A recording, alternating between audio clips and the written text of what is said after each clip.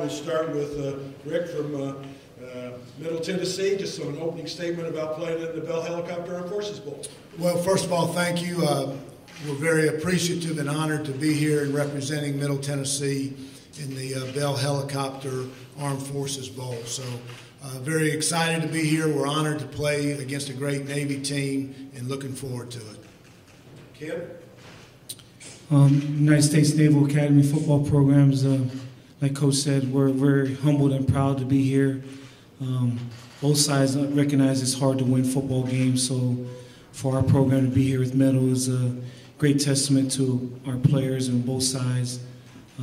Grateful to Bell Helicopter, Brant Ringler, John Garrison. You know, they've done a wonderful job. We've been here a couple of days. The hospitality has been great. Been eating well, so our players are excited. So we're grateful to be here. Coaches, last time we talked to you, you probably didn't know much about either team going into it. You knew about the names. But Rick, a little comment about Navy and what you're going to be facing on Monday. Well, the thing that stands out, it's obvious that they're a very well-coached team. Ken and his staff have done a great job. So we're playing against a team that is very disciplined and is very talented and has had a really good year this year. So there's been a lot of talk about defending their offense and what they do, and they executed at a high level. So defensively, we've got our work cut out for us. Then their defense is, they don't give up a lot of big plays. They do a good job on defense. So I think it's going to be a great game. Navy is, like I said, they're very well coached, and they've got a lot of good players over there that is the reason they've been successful this year. Ken, some thoughts about Middle Tennessee? Well, the thing that sticks out when you turn on the tape, just, offensively, just how physical they are running football. Just the physicality of their line and their backs. They do a great job play passing, and, they put you in a bind. The way they run the football, you got to get people involved with the run. They can throw the ball deep. And on defense, they get a ton of turnovers. They do a great job of getting the ball out, run to the football. They're a very disciplined team, too. They remind me of their coach. They watch them on tape. They don't talk much. They just get the job done. Ken, obviously you played 2 weeks ago against Army. Do you feel you have an edge that your team might be more prepared to play than a team that's had a month off? I don't know. That was a physical game for us, so our kids are banged up. You get to practice, but, what Army does is different than what Middle does. So it's a different team. They had some rest. They were able to prepare for us. So, I don't know if one side has an advantage or not. Rick, your thoughts? You've been off for a month, and has it been a break for you? I don't think it'll have any effect one way or the other in this game. We finished November 30th. We took a week and a half off there for final exams and finishing up school, and we went back to practice. We had a few days off for Christmas, so we've practiced enough. If we don't play well, it won't be because of a layoff or anything like that. So I don't think it'll have any effect whatsoever on the game. Ken, what are the keys to the game to win this football game? Our keys never really change. The game is, game of football doesn't change. First and foremost, we always talk about taking care of the football, no penalties, and just playing smart. And defensively, just running to the ball.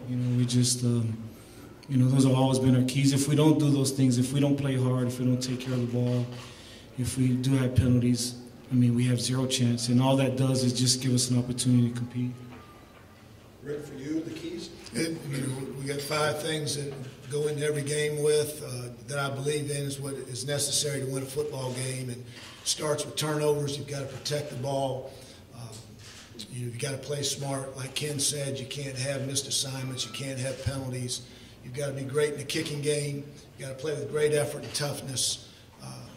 And you've got to get and limit explosive plays. And I think in bowl games, the 3 things that stand out to me the most are missed tackles because you've had a little bit of a layoff, ball security in the kicking game. So I think those areas are what we try to focus on each week. We have pretty good weather today, but the weather might be in the 40s on game day. Is the weather going to play a factor into the ball game at all? Well, watching Navy's last game, I know whatever it is, it's going to be a heck of a lot better. It's going to be a heck of a lot better than what they had to play in. So hopefully we can hurry up and get here Monday and play it before it changes. But no, it's we've practiced in cold weather. We've had a couple cold weather games. So again, you can't use weather as an excuse for not playing well. Kim? Well, it's like Coach said, it's a lot warmer than when we just played in, so our kids will be excited to be here. Okay, we'll open it up for questions from the floor. And Bo Carter's got the mic. Oh, here we got the mic. Go ahead. Ken, can you talk about your preparation for this game? The last two bowls Navy has played in haven't gone so well. Have you changed anything preparation-wise for this one? I mean, you just try your best. I mean, it's we have finals, but I know middle and could care less. How many finals we have. They're here to play the game. You just try to do the best you can with our time allotment. We didn't play very well, but last year's last year. Hopefully we can play better. Just try to make sure that our preparation is pure as it can be. But I want our guys to have fun too. So it's. We don't want to practice 9 hours a day or anything like that. But we just want to make sure that our preparation is pure and clean.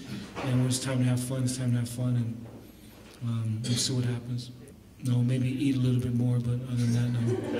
I mean, I'm like I said, if you look at our bowl records, I mean, I have a horrible bowl record, so I'm still trying to figure it out. Steve, right here. Ken, as we all know, the Army-Navy game is the biggest, probably the biggest game on your team's schedule. But to have a game like that and then to kind of refocus yourself for a bowl game, how does that for your team to the refocus and to kind of get them to another big game, but probably not as big as the game you just played? Well, just like our two goals every year are to beat, to win the Commander-in-Chief trophy and go to a bowl game. And so this is our main goal to be here. So our kids recognize it's hard to go to a bowl game. There are a lot of people right now at home. And so our kids, we try to be humble and recognize not everybody's playing in a bowl game, and we're the United States Naval Academy. I mean, we're not a top 5 program or anything like that. We're grateful for our opportunity to play against another team that's, won the right to be at a bowl game. So we recognize, there are two teams that have fought hard. It's been months of preparation. We're here at the end, but nobody's seen these players on both sides, the summer workouts, the spring ball, all the hard work that they put in. And so you come to the culmination of season, there's no letdown. I mean, we're grateful to be here. Rick, you talked about protecting the ball. How important is forcing turnovers to what you guys do, and talk about the challenge of that against the Navy team that doesn't turn the ball over? Yeah, it's amazing that you can go through 12 games and only turn the ball over 8 times like they have. And it goes back to what I said earlier. They're a very well-coached team, and then you've got to give their players a lot of credit for the discipline that they've had in protecting the football. So, turnovers are hard to get.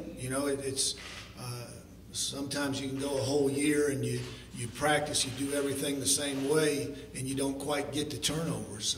And then other years, that ball bounces your way. So when you play a team as disciplined as Navy is in protecting the ball, if and when you do get any opportunities, you got to make sure you get them. And if the ball's on the ground, if the ball's in the air and you've got an interception to get it, a chance to get it, you've got to get it. You can't be one of those hand clappers, almost got it and clap your hands. And, so it's going to be difficult. And it just, to me, when you go through a game and if you don't get turnovers, then you as an offensive unit, you have to be that much, take that much more pride in protecting the ball and don't give Navy in this case or the team you're playing, an added possession. I was going to ask Coach Stockstill. In the middle of the season, you guys were riding a 3-game losing streak, had the Marshall game. It was tough, close, high-scoring, hard-fought game. You pulled it out, won. You haven't lost since. Was there any defining moment leading into that game, during that game, where you felt like your team kind of flipped a switch? Well, we were 3-1, after the first month of the year. We got beat by a really good BYU team. We came back the next week and got beat by a touchdown to East Carolina, who played for the conference championship in the last game of the regular season. Then we went out here to North Texas and we got beat, by another bowl team. And at that point of the year, we had lost 3 of our top 4 backs. We had lost 3 of our top 5 offensive linemen. We were playing with a true freshman at right guard. We were playing with a redshirt freshman at right tackle. And we were playing with our third-team center because of injuries. And I'm not making excuses or anything, but we played 3 really good teams coupled with the injuries that we had at that point. We hadn't had an open date all year, so we'd gone 7 consecutive games, 4 weeks of August practice, and I think we were a little physically as well as mentally fatigued. And we got a break, we got an open date before the Marshall game, and but I give our players credit. We never panicked. Our coaching staff never panicked. We kept our poise. And like Ken said, it's hard to win games, and everybody thinks that because you're a 2-point favorite or a 10-point favorite or whatever it is, that you're automatically supposed to win that game. And if you're a 10-point favorite, you're supposed to win by 10 points. So it's tough, and we went through a tough stretch, but our players continued to believe in one another. They never panicked, like I said, and we battled and we competed and we played as hard as we could and finished every game. And the Marshall game was kind of a shot in the arm. It was a great back and forth game in the second half, and you win on the last play of the game.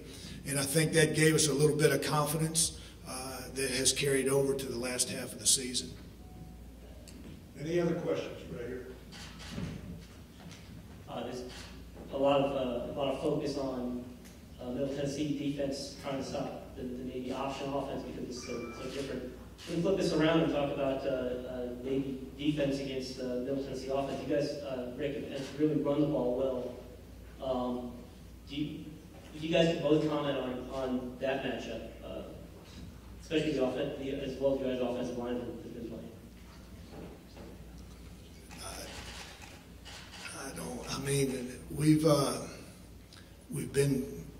We've run the ball, I think, pretty good all year. We've run it better the last half of the year because we've gotten a couple guys. We've had more continuity in the offensive line, and everybody out there knows how important that is, probably more so than any position on the field other than quarterback. And the communication and everything that goes in place or takes place in the offensive line. And we didn't have that because we had so many injuries and so many new people coming in the offensive line those first 4 or 5 games of the year. Now the last half of the year we've had the same 5 guys for the most part. And I think that has helped us from a communication standpoint, from a continuity standpoint.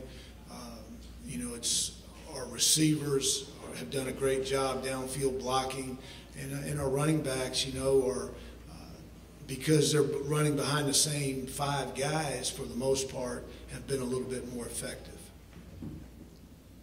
Kim? I'm just a football coach. You go to that store last night in Radio Shack deal and you see the inventions that people have and you realize there are really some smart people in this world. Really football is trying to stay gap sound, get your hands on people, get off blocks. They got 11 guys, we got 11 guys. Try to get off blocks, try to keep staying your gaps. We're a bend but don't break defense. We try to keep 2 high safeties if we can, but that's hard to do. There's very few people that keep 2 high safeties, so it might be in some quarter stuff to roll, get a safety down in the box, but it's really simple. If we can't get off and they can eat up all of our people and we got to get secondary people involved, it's going to be rough for us. Then they go over the top. So, it's always been the case. we watch their tape, they watch our tape. We try to get in the game, try to make adjustments, but football is a really simple game. It's just gap integrity, trying to stay gap sound, trying to get off blocks, and if we can't get off blocks, it's going to be a long day for us. Any other questions? If not, we'll have the coaches introduce their players that they brought today. Start with Navy. Coach, if you can introduce your 2 players and give a little thought about each one of them. Well, our Cody Peterson is our team captain on defense. He's from Washington. He's a wonderful young man. He's a senior. He's led our team in tackles. He has 135 tackles to this point. He's just been a great leader for our team. Cody embodies who we are as a football team. Doesn't say much, just play football, come to play. And he's a guy who runs to the ball better than any linebacker been around. And our starting quarterback, Keenan Reynolds, who's from Tennessee. He's, like I said, I'm not a very smart person. He's made me a lot smarter as a coach.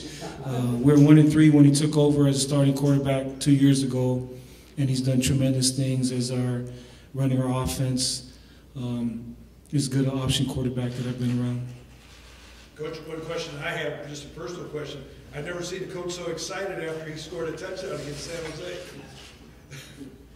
I'm trying to forget that. I've taken a lot of flack about running down the field. I felt bad because the coach was a real nice guy. I forgot to shake his hand and ran down the field, but I'm just grateful I didn't pull a hamstring. Well, I think that was one of the great moments, just the excitement of that.